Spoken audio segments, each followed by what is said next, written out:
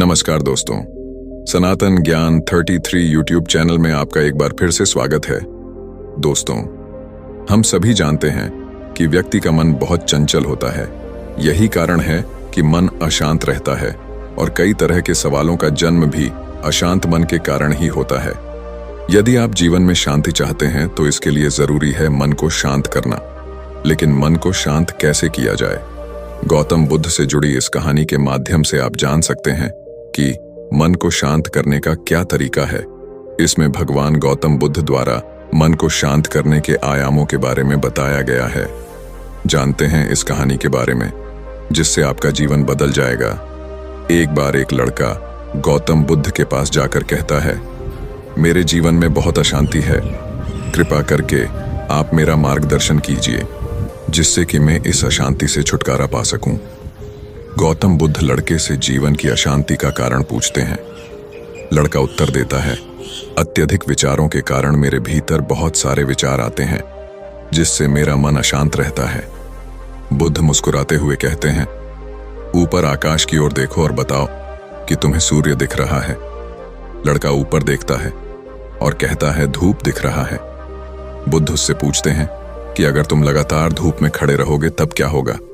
वह कहता है, मुझे अत्यधिक गर्मी लगेगी और शरीर में बेचैनी होगी।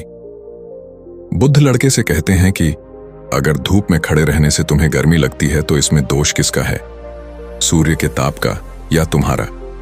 लड़का कुछ सोचने के बाद कहता है, इसका जवाब आप भी बताइए। बुद्ध कहते हैं, सूर्य का काम है ताप देना और ताप का काम है गर्मी लगना। ऐसे में तो दोष तुम्हारा ही है कि तुम धूप में जाकर खड़े हुए जिससे कि तुम्हें गर्मी लगी। तुम्हें अगर शीतलता चाहिए तो तुम्हें छांव में रहना होगा। ठीक इसी तरह चंचल मन का भी स्वभाव होता है विचारों और भावनाओं को जागृत करना। विचार क्षण भर के लिए होते हैं, लेकिन विचार से पैदा हुई भावनाएं देर तक टिकी रहती हैं। लेकिन यह तुम्हें निर्णय लेना है कि तुम्हें विचार और भावनाओं के साथ चलना है या अलग दिशा बनानी है। बुद्ध कहते हैं, मन को शांत करने के लिए तन के आयाम पर काम करना सबसे आसान तरीका है। शरीर के स्तर पर हमारी कर्मेंद्रियां और ज्ञानेंद्रियां हैं। कर्मेंद्रियां कर्म और ज्ञानेंद्रियां ज्ञान से जुड़ी होती हैं। इससे हम अपनी संवेदनशीलता को बढ़ा सकते हैं, यानी हम जो भी काम करें उसे आनंद के साथ करें। मन के आयाम से हटकर तन के आयाम पर जाने से ही तुम्हारा चित्त शांत होगा। ऐसा करने से तुम मन के आयाम से हटकर शरीर के आयाम पर आ जाओगे, ठीक उसी तरह जैसे तुम धूप से हटकर छांव में आ सकते थे। मन के आयाम से हटने पर तुम्हारी जागरूकता तन पर आ जाएगी।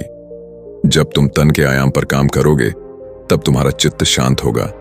इसलिए हर काम को तन के आयाम पर करने से मन स्वतः शांत हो जाता है। लड़का बुद्ध से कहता है, अपने भीतर के सुर को कैसे सुने? बुद्ध कहते हैं, किसी शांत स्थान पर रहकर जहां शांति हो, तब अपनी आंखें बंद करो और मन के भीतर चल रहे शोर से हटकर भीतर के सुर को सुनने की कोशिश करो। सुर निरंतर चलता रहता है, लेकिन बाहर के शोर के कारण तुम अपने मन के भीतर चल रहे सुर को नहीं सुन पाते हो। जब तुम अपने दोनों कानों को अपने हाथों से बंद कर दोगे तभी मन के सुर को सुन पाओगे। इस तरह तुम मन की अशांति से दूर हो जाओगे और तुम्हारा मन शांत हो जाएगा। तो दोस्तों, उम्मीद है इस वीडियो से आपको बहुत कुछ सीखने को मिला होगा। वीडियो को लाइक शेयर करें।